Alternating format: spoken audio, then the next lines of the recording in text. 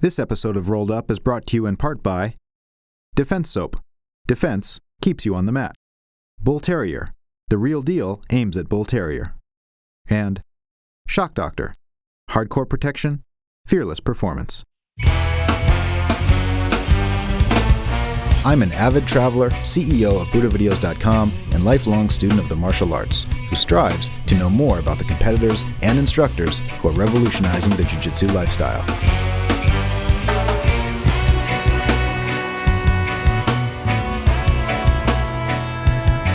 Join me in my journey as I train, learn, and get rolled up.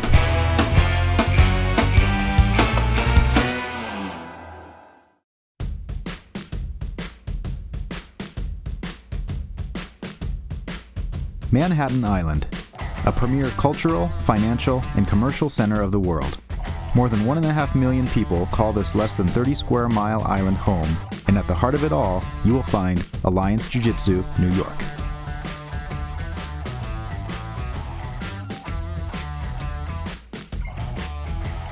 It is here, at the core of the Big Apple, that head instructor Fabio Clemente established the first presence of Team Alliance in the city. The son of a BJJ black belt and 17-year veteran instructor, Fabio continues to contribute to the competition dominance of Team Alliance, who have taken the team trophy at the World's Championship for the last 5 years in a row. So tell me how you ended up here in New York City. New York City is a long story. You know? I was in France before, then I moved here. Well, I was with my wife, I was married. She was a model, so she got a working visa, follow her, and I was a husband. Then I got my green card, and I'm back to Jiu-Jitsu in California after Machados. Then moved to New York, opened a gym. 17 years now. I mean, passed enough since then. Yeah. A lot of the new guys in the sport, when you mention Alliance New York City, they think of Marcelo Garcia, but you've been here a long time before Marcelo. Well, yeah, I brought Marcelo to the United States. My first time Marcelo came to US, I went to pick up him in the airport. We did the first video collection here, and then I hired him. He worked for me. I'm the sponsor of his visa, and I brought him to US. And how has your experience been in New York City? Oh, I love New York. New York's my hometown. I'm an American citizen. My son, my daughter, they're both born in New York. Both New Yorkers. I really like New York. Jiu-Jitsu is really popular worldwide now, but especially on the coast, New York and LA. What do you think is the difference between New York Jiu-Jitsu and LA? Anything? I don't think there's that much difference. No. Just like in LA, like more gyms than in New York. But it's getting to New York. There's open gym. They just opened in Brooklyn, Williamsburg. They have like Bronx and Queens and everywhere now. I remember 17 years ago, people come for all the bars to come and train with me. There was no options, no other gyms. Now people, it's for convenience. They have a gym like 2 blocks away, right in the hood. What do you think is unique about your school? My school is the older ones. It's the older ones, and we still teach like traditional jiu-jitsu, like the way I learn.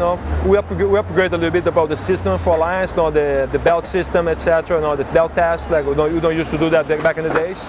And we're still very honest, true gym. A lot of people, when they think of Alliance, they think of a strong competition team. Yeah. How important is competition for you and your school? Competition is always important for me. I started competing judo young, and then I rode crew. My father's a soccer coach in Brazil, so competitions in my family. All the time. It's no competition. It's a motivation for me to come and train. And that's what I try to pass to my students. For my son too, who's a world champion now, juvenile. So competition is like who makes everything moves for me. Right. Yeah.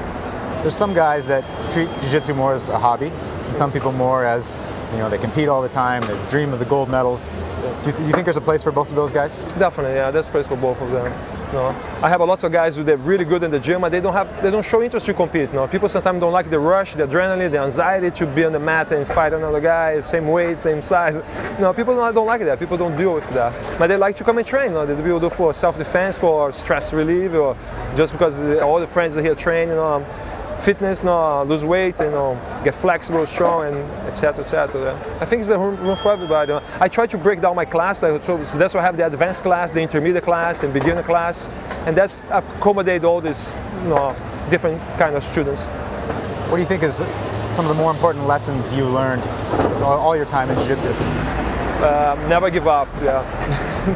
At least that's your mind. You gotta set your mind like this. Don't say like In the competition, people are going to break my arm, I'm going to let break my arm, you know? But you fight until the end, you know? You know? So the mentality is never give up. And how does that apply outside of the academy? Oh, everywhere, you know? I apply it everywhere in my life, you know? You know, and like in persistent, you know, and focus, you know, you know, that's I use jiu-jitsu, you know, in my day by day, you know. A lot of people say you learn by doing jiu-jitsu. Do you agree with that? Yes, we learn a lot. I started teaching jiu-jitsu as a brown belt, and I learn a lot by explaining the jiu-jitsu, by see my students doing things like I discover with them. Even for white belts, I have guys who come like first time and they have just ability like no, it's just like no. People get the back, they just have ability to escape, no, and feel things also the way they put their hands, and you start look at them, no. Even if they have 2 days of jiu-jitsu, everybody has something, no, you can use, no. And you know, it can be the strong point, you know, for them. I learn a lot by teaching, and I learn a lot by seeing my students training too. Yeah. After all these years teaching, you still learning every day? I still learn, yeah. Now I try to learn this invert guard, beating bull, all these things new for me. It's not for 1983, and I was like brand new, and try to keep my flexibility on top to be able to do that. I learn it. The game is changing a lot. Yeah. Is it fun for you to see that, or is it? Yeah, it's super exciting because if I didn't have anything to learn, become after 17, 27 years, I don't know how long I do jiu-jitsu right now, it becomes repetitive, you know. All these new techniques and this like 50-50 guard, etc. They're all in interest now. They all like make like it's challenge for you. You gotta really come and drill. Even like after all these years of jiu-jitsu, I gotta come and drill. If not, I'm not gonna have that in my mind when I train. You know? And I try to use also to be up to date on my game. You know? Some of the old school guys say we don't need the inverted guard, we don't need 50-50, and they're really good at using their old school game to stop that. Do you think that's okay, or do you think instructors should always practice the new stuff?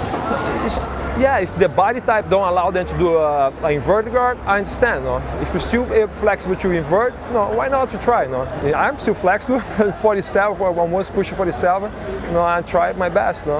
And I still have holes on my game on my invert guard. I'll work on. No?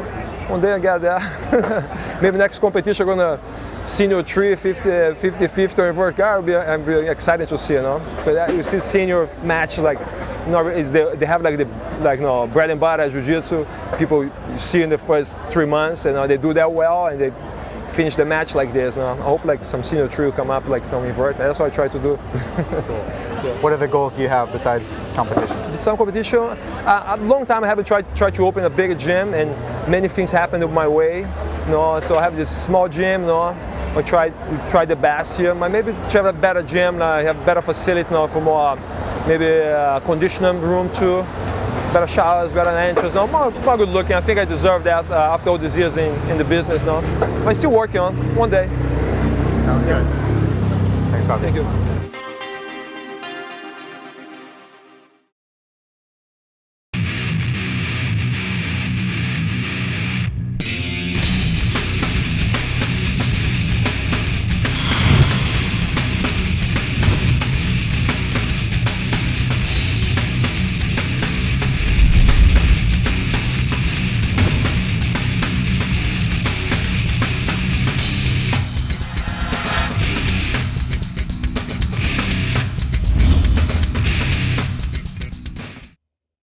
Francisco Iturralde is one of Team Alliance's fastest rising stars.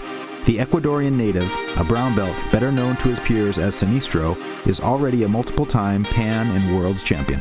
So Sinistro, tell me about your beginnings in Jiu-Jitsu.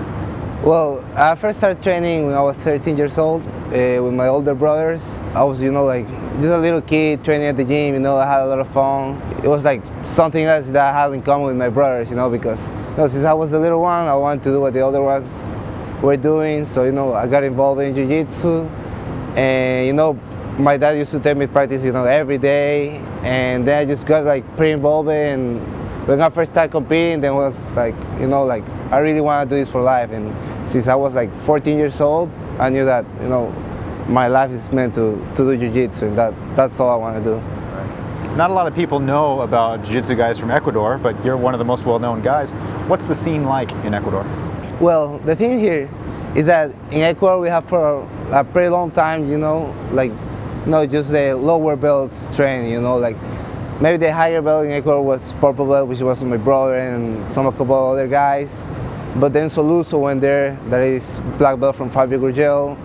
he was the crazy guy who went to Ecuador, you know. No, I don't know, like most of the people may think, you know, let's go to US where you can make money, but you know, thanks God, so went to Ecuador and planted that seed over there, you know. And since he got there, he started, you know, pushing us harder, you know. We have the same training that they have in Sao Paulo, we have in Ecuador, there's in here in US, you know, since, you know, we're like so close to Alliance.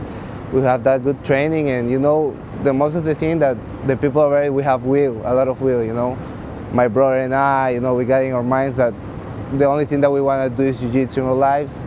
So we really focus on that.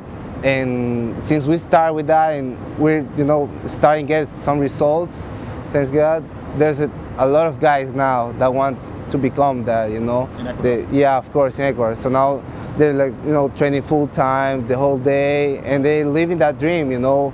They train hard the whole day, they don't have jobs, they don't have anything else, they're full-time training. And there's a lot of people that have that dream, you know, to become world champions, but someday they don't have the resources yet. But, you know, I'm pretty sure that someday, you know, get more exposure.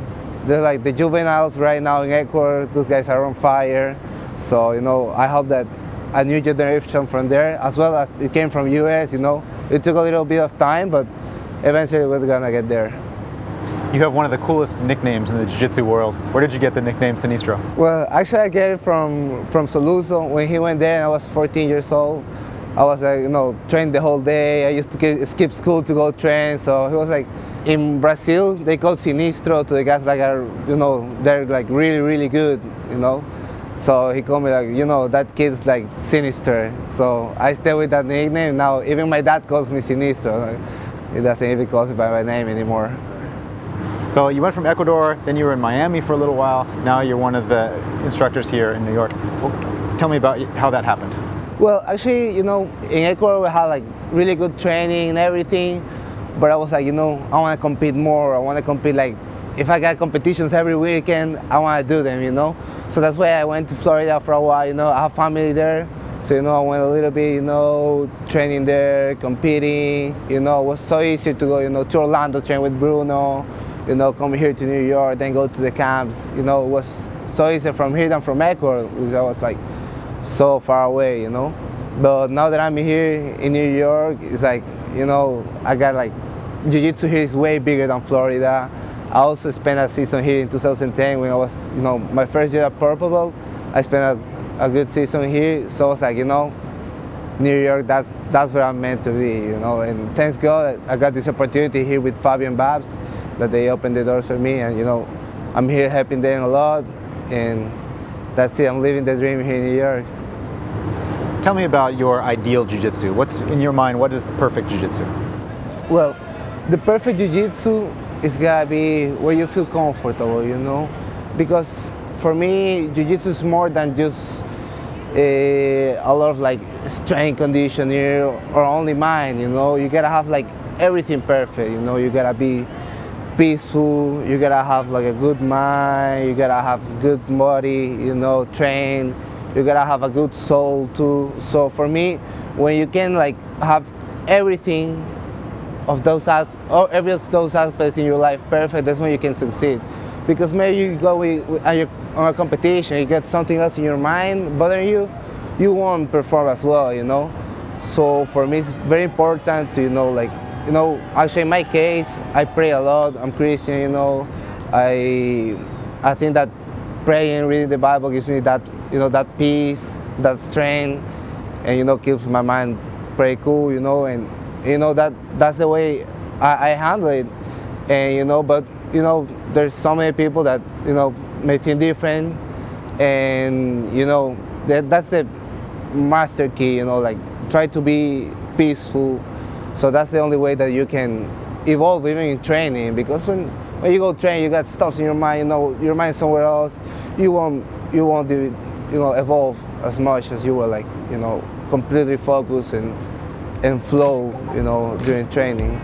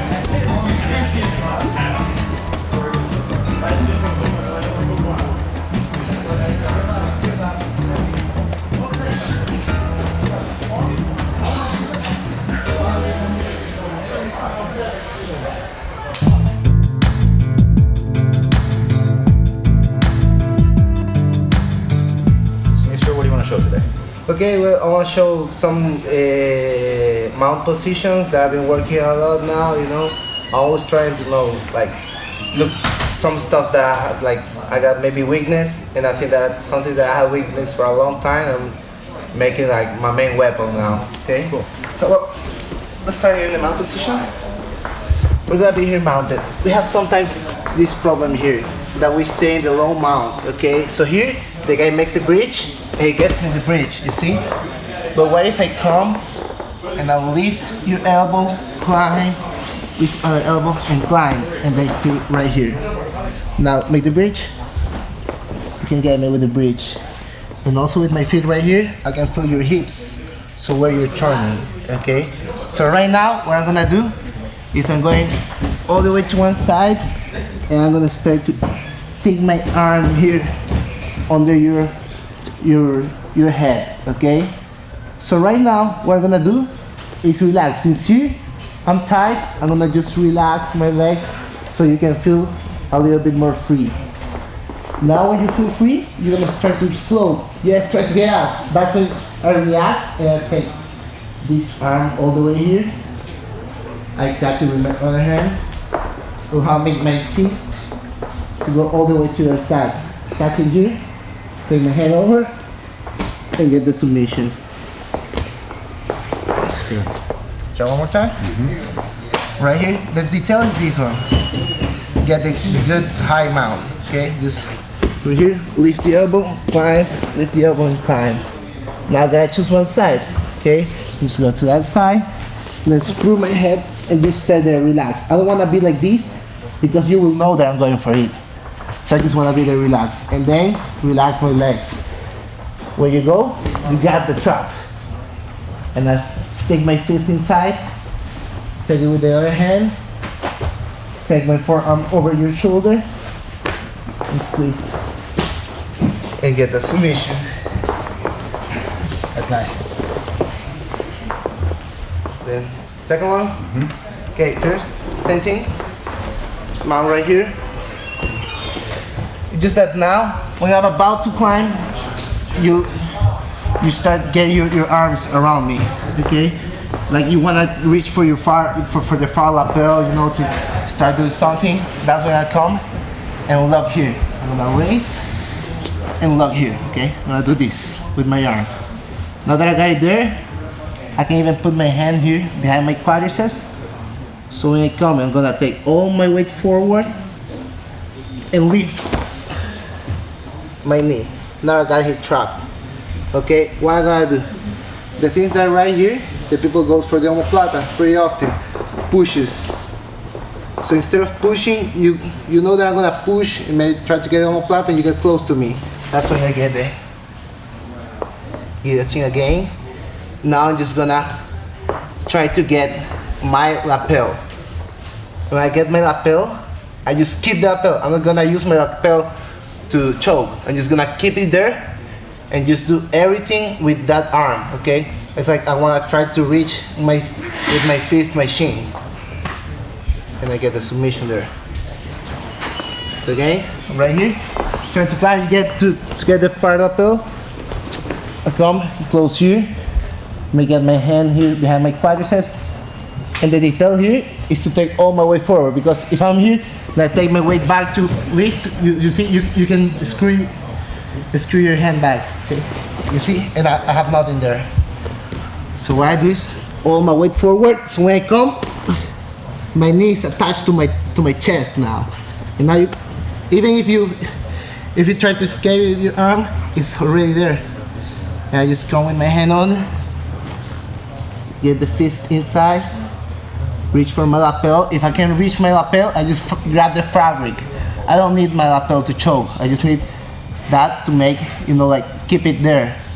And then all the strings with my arm. And I get the choke right there. That's great. Good.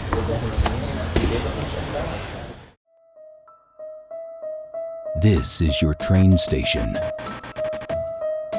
your canvas, your metronome, your cable bridge, the steel threads of your past suspending the blueprints of your future. Your courtroom bench, you pass sentences to all those that accept mediocrity. You traverse the road less traveled, every win a friendly hitchhiker, every loss an unwanted stowaway. Your country. Defend what you have built. The natural ingredients in Defense Soap proven effective against grappling-related skin infections. Go to DefenseSoap.com to learn more.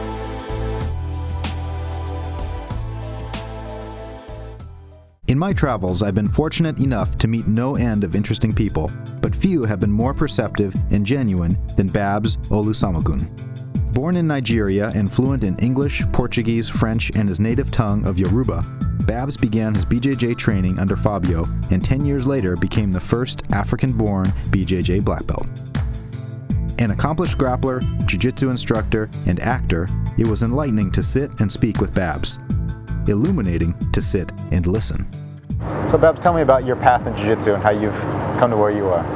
My path in jiu-jitsu, I started training jiu-jitsu in 1996, 1997 with Fabio Clemente, who was originally a student of Higan Machado and Jean-Jacques Machado, way back from Rio in the 80s, you know. And I started training with him. He was actually a brown belt at that time here in New York City at our old space on 6th and 14th. And I wanted to get back into martial arts. I did karate when I was a kid, and I was, you know, huge Bruce Lee fan and all of that. And yeah, I just left Brazil. I was here in New York, and I was like, okay, I want to get back into training. And started exploring martial arts, went to a few schools, went to a Tai Chi Chuan school, almost put down a deposit, and something said, hey, wait. And then a week later, I found Brazilian Jiu-Jitsu, which it's not something I would naturally go towards, because I always appreciated the punching and the kicking and all the, pretty cool stuff. But, I asked a few questions, self-defense wise, made complete sense, started doing it. Why not? Never looked back. And what keeps you in jiu-jitsu? God, at this point, I don't know. I love it. It's like if I go a week without training, I start feeling this funk in my head, and at a certain point in my jiu-jitsu career, I realized what it was. Oh, you're not training, or you're, and so jiu-jitsu it's about life at this point, it's less about the technique and, tricks, and, the beauty of it is you're always learning. So those things, new techniques is great and all of that, but for me, it's a challenge. It's a constant battle. It's when you think you figure this out, this other thing arises. When you think you figured this guy's game out, he comes up with something else and you've got to figure it out. So it's mind, body, consistently going on and on. So I think that keeps me in it and keeps me competitive, like in spirit. You know what I mean? You always want to learn. You always want to, you don't want to stop. If you stop, if you start feeling challenged, then that makes you want to back down. It means you're not into jiu-jitsu. You know what I'm saying? It means you're into yourself in jiu-jitsu. But once you start getting your ass kicked, you want to run. And for me, I stay and fight, even if I'm going to get my ass kicked. I think that's the beauty of Brazilian jiu-jitsu. It challenges you. How close do you think you are to your potential? Oh my God, I'm still growing. I think I've learned more and grown more as a black belt, and I've been a black belt for, I feel, since at least 2006 now, if not 2005. So we're talking 6-7 years. And I feel I've seen and learned so much in the last 6-7 years that, I hope I am still some distance from my potential, but I try my best. The amount of time I put in terms of training, teaching, when you're teaching, and especially when you want to teach properly, you learn a lot. You just gain. I learn a lot. I learn a lot from, training partners, from students, Jiu-jitsu is crazy. It's crazy. No one teacher has all the answers. So it's a non-stop thing that, for me, I feel like, I'm always developing. If I put my mind to it, if I decide to be, the teacher, and you just do certain things and you don't ask a question when your student comes up with this funky thing that he's doing, I'm like, bro, show me what was that again? And then I start trying to do it. I do it for 2-3 weeks. Okay, I see this now. Now I go back to playing what I normally like to play. But now I understand that very well. So for me, I think that's what it's about. That's that idea of reaching your potential. You can't if you're always trying to learn, in a good way. You know what I mean? A lot of people say, like you just said, that you learn a lot from teaching. Yeah. But then you got guys like the Mendes brothers who aren't teaching. They're just training like madmen every day. Which one is better for the student, you think? For the student, it's hard for me to believe that those specific guys are not teaching in any kind of way, because there are two of them. So one is teaching the other, and the other is teaching the other. So you're teaching, So I think you gain a lot from that. And obviously, if you're training 5-6 hours a day, anybody's going to be good at anything. And if you're a gifted person, which we have a lot of gifted people in jiu-jitsu, you're going to really exceed the limits of things. So I don't know if we can use those guys as a barometer, because you're talking about professionals, And I try and say that to my students now. It's, I've always said it, but now it's becoming even clearer and they're getting it. This business is now, it's a serious thing. People are coming in and they want to dedicate their lives, and it's not, this guy's really talented, he trains 2 hours a day. No, he's training 5-6 hours a day. And then he goes after the strength and conditioning, and then, it's a big deal. So all the brown belts, purple belts, we have some really talented guys here. And some of them is just, bro, it's not going to happen. You don't do the 5-6 hours, it's not going to happen. Oh, you want to beat that guy? You want to beat? Okay. But you got to put everything into it. And I think guys like, the Mendes brothers, Lucas Lepre, who was a teacher here and a training partner of mine, training with him every day. Lucas, he's putting the 6 hours a day. He's going to do his strength and conditioning in the morning, then he shows up in my class, drills the techniques, trains, then he goes off home, eats a little, then he goes to the gym, cardio, then he comes back again to my class and he does, you know what I'm saying? You need to have to want it. You must really fucking want it, or else, excuse my language, or else you're not going anywhere. You'll look good, but you won't be the Lucas Lepre, the Mendes brothers, the company, you won't be those guys. The guys that are winning the world championships yes. at all belt levels. At all belt levels. Seem to be professionals It's now. serious commitment. It's serious commitment. It's not, I love this thing and I think I can really do good at it. No. It's a full sacrifice. You're smoking weed every day, it's probably not going to happen. You know what I'm saying? That's it. Yeah. Tell me a little bit about Alliance Jiu-Jitsu. What does it mean to you? Oh my God, Alliance Jiu-Jitsu. Well, having said that Fabio was originally a student of Higa Machado, a year and a half after I started training, Fabio left that team, the Machados, and within a year, we were invited. Actually, unlike most guys now who are joining Alliance because it's the big name and big team, we were invited. Fabio Clemente was invited to join Alliance way back by Fabio Jake, probably around 1998 or so. So it's been a while. So we've been under the Alliance banner for 14 years. And what it means is the highest level of education, jiu-jitsu wise, the intensity of the desire to want to grow and learn is amazing, and Fabio Clemente himself was a very competitive guy. He was a Pan American champion at the heavyweight, as a brown belt 2 years back in the late 90s. So he was also a rowing champion back in Brazil. So he's a naturally competitive guy. So we had that spirit. Our gym was, as small as it was you come in and people ran away because of our warm-ups, and then we sparred for another hour after that.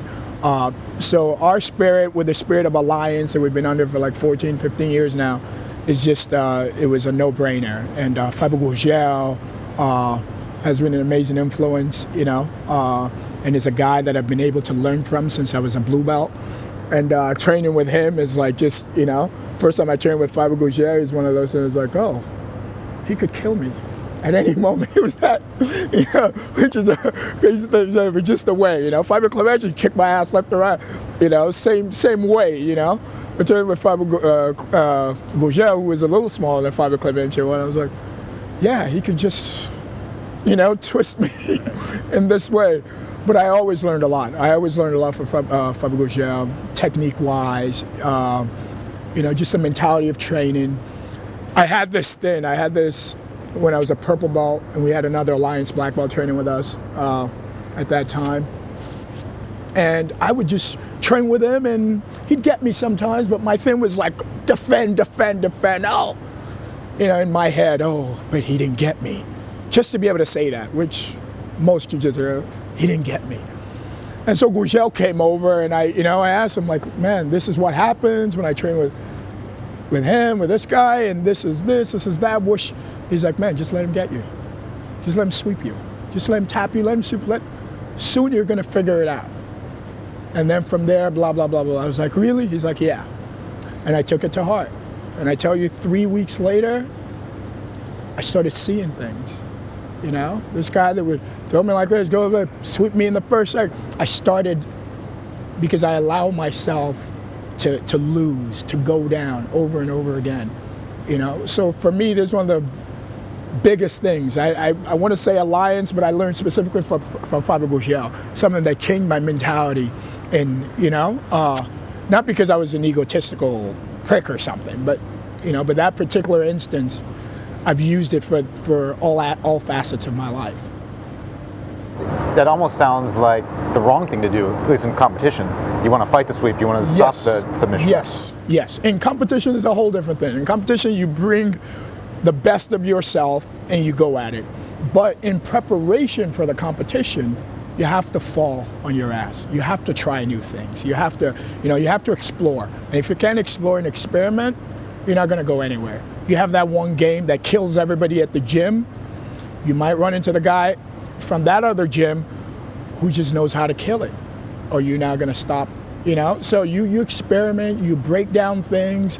Your training partner who doesn't normally kick your ass, you allow him to do stuff so that you can learn from it. And I think that's the worst thing. Unfortunately, you have a lot of that in jiu-jitsu, but I think that's one of the essential things that a teacher and instructor must get rid of in Brazilian jiu-jitsu. In any art, but in jiu-jitsu especially, because the ego is so massive. And we're, it's like, oh, he got me. Oh, shit, this guy swept me. He's only a blue belt. I've seen the best black belts in the world. I've trained with some of the best guys in the world. And I've seen each of them get tapped by somebody at a lower level because they put themselves on the line. You know what I'm saying? You don't put yourself on the line, you'll be patting yourself on the back at home, but you ain't doing shit on the big stage. That's just it. You're not going to be that champion. So I think you have to lose in training a lot. Then how do you turn that off in competition? Because some people would say you should train like you're going to compete. Well, you know what? No. At a certain point, you program. It's all about programming in my mind. So sometimes I'm going to roll with you, and I'm just going to go. Whatever happens, happens, right? Now, when I roll at a certain point, let's say a month and a half out from competition, I'm going to say, when I go with Jake, I'm going to start, and I have to get off the sweep. I don't get off the sweep, I'm going to go to this option. Once I program myself like that, then I'm competition training. That's what I gain most from, me personally, if I'm going to do well against somebody. You have a plan in the beginning, and that kind of training helps you to just map out things. It gets you further than most things.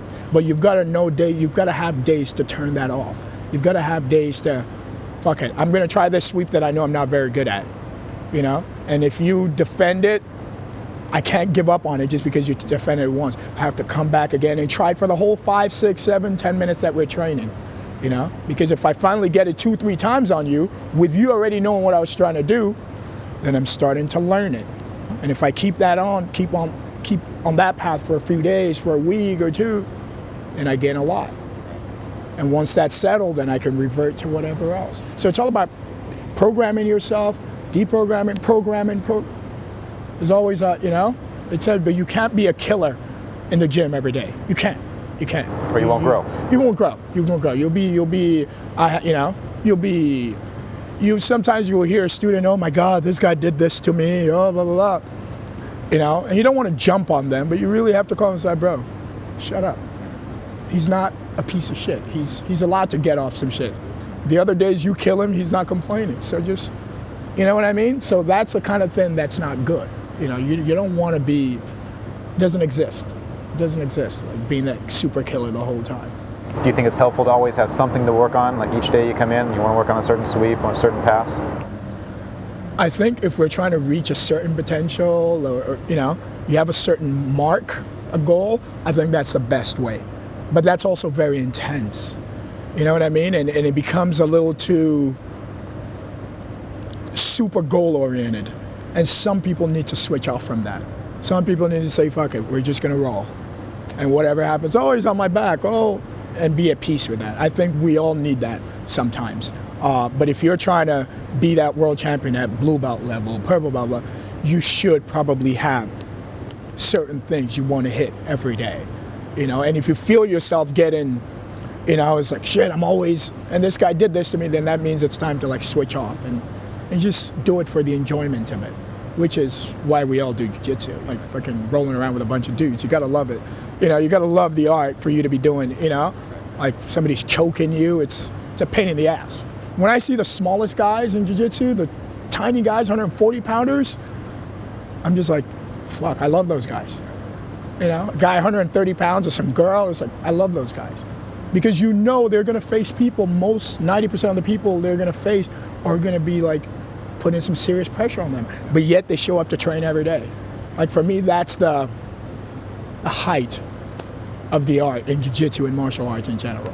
Let's take the contrast of that. What about the big guys? Why are they learning jiu-jitsu? They can smash people anyway. I think those are smart big guys. The big guys that stay in Brazilian jiu-jitsu and go up to the black level are very smart people. As in,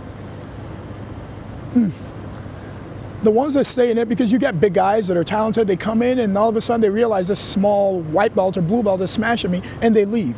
That's not a very smart guy. That's a guy that he can't face his weakness for that moment, you know, and he throws away his future because he can't face his weakness for that moment. The big guys that stay in it are the guys that recognize that if I can do this, or if this little guy can do this to me, what can I do when I get this thing that he's got?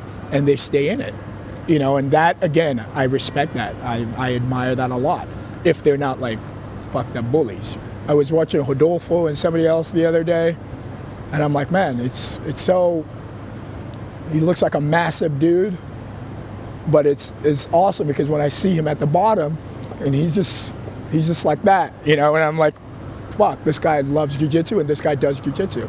He's not like, blah, you know, like I was admiring him, not for his winning, you know, but for the way he plays his game. He was clearly taking a chance. I was watching him with Galvão and he's going under and I'm like, he's smooth, you know, he's smooth, and I love that.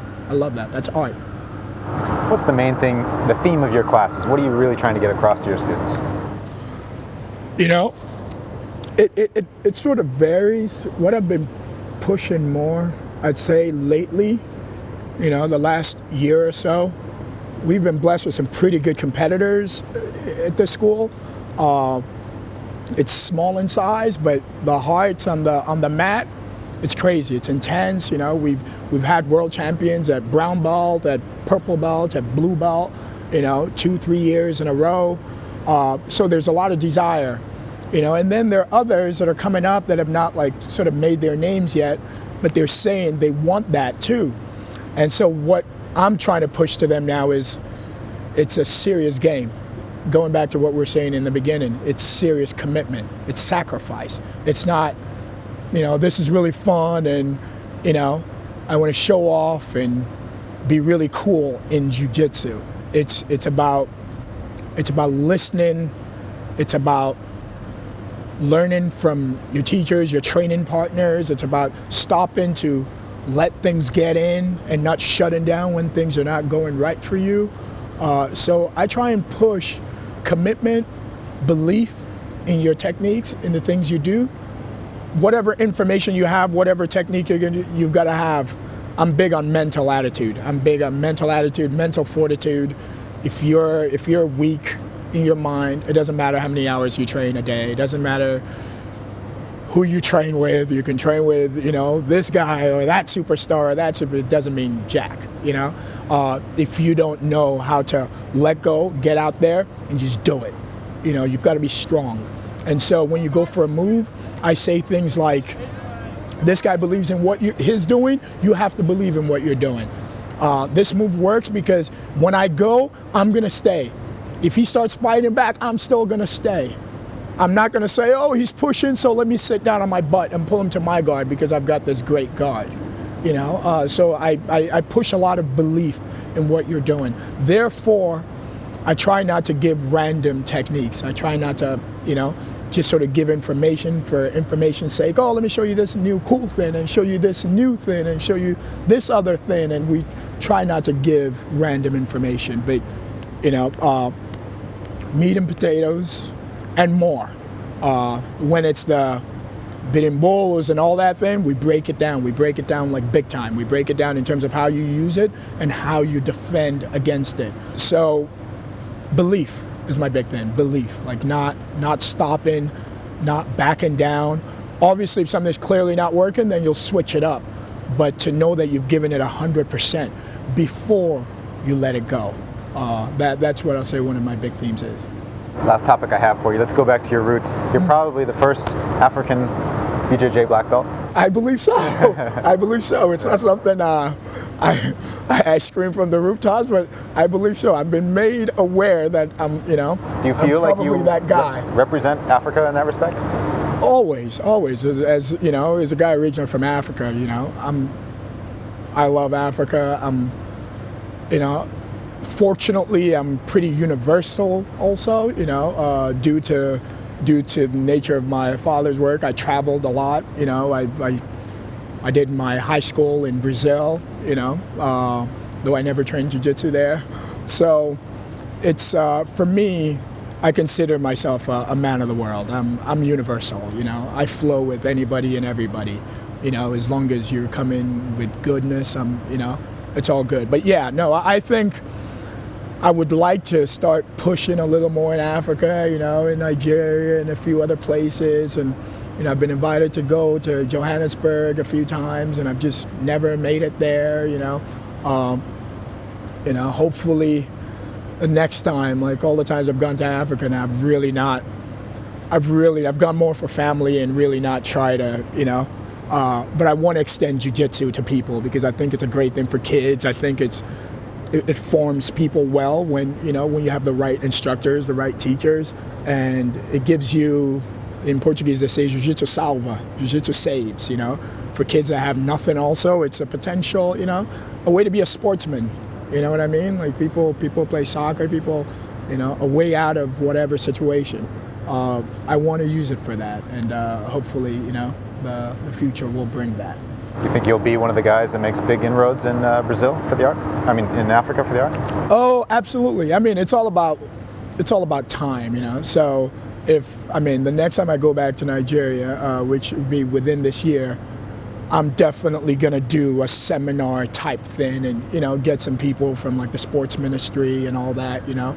I have a few people I'm talking to already that, you know, said they would be interested in that, and, you know, see some African kids coming with their gis, you know, to the worlds and all that. Why not? You know, we got lots of athletes over there, so without a doubt, you know, without a doubt. Keep up the good work. Thank you, man. So Babs, what are you going to show today? I think we could start off with a pass, you know, a pass or two that I personally like to do. And I like these passes because they are simple and quite effective. They're straight to the point, you know, so I like working those. Let's do it. So guys, we're gonna start here. The opponent here. My opponent can have my collar, or can even have this, a collar like so. This is a situation we find a lot. All right, so first then, I open my knee. This collar here, I can't let him have me like this, or else it's gonna be easy for him to pick me up and take me over his head. So I keep my base back. I'm gonna break this. I'm gonna break this. As I break this, my hand is gonna go to his hip. This hand slips to his knee. And I drop down. Head tight, hand flows under the armpit. Head to head, cut out, hips right back, chest to chest. Again, so I'm here. One of the most important things, you're trying to pass different kinds of guard, spider, de la hiva, grip breaking, okay? Grip breaking. Here, some will tell you to do this, but right there I don't need it, okay? If he's just doing this, notice he's not grabbing my ankle anymore. Open my knee to kill the de la hiva, hand on the hip, drop, armpit, gain the head. Okay, so the finish here was slightly different. Initially, I glided out like this. Rode his hips back, and I went chest to chest. I got here, same thing. When the guy is pretty pretty agile from the bottom there. Pin him down with my head. My head under his chin. It gives the guy a lot of difficulty. Hard for him to move, pin him down. Oh. And I link up. One more time, are we good? One last time. That's one last step. Look, there's the initial setup again. I break this, pop it, I immobilize his hips. This is a big thing in my passing game. Immobilize his hips. Take that step.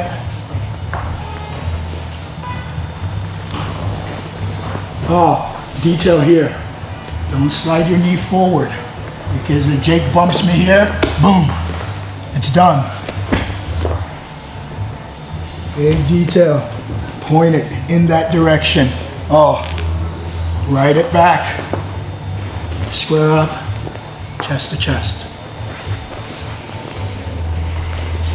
Now, off the same thing, I'm here, I kill it,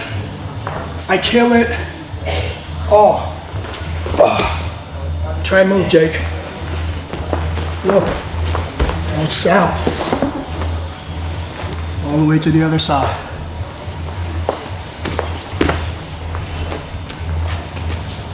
Here,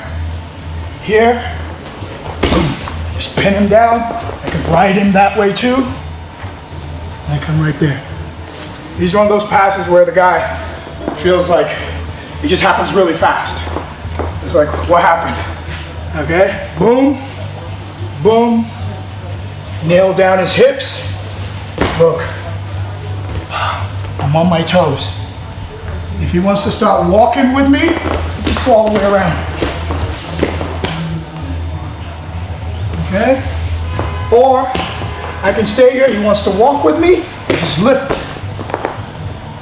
My arms crossed, driving that leg in that direction. Gain the head, gain the armpit, chest to chest. I like those passes a lot. The synthesized efforts of diverse jiu-jitsu personalities like Fabio, Sinistro, and Babs have made Team Alliance's presence in New York a stable one. Such is the case with the city they share. It's the cultural composite of these individual components coming together that give Team Alliance New York its own special spice.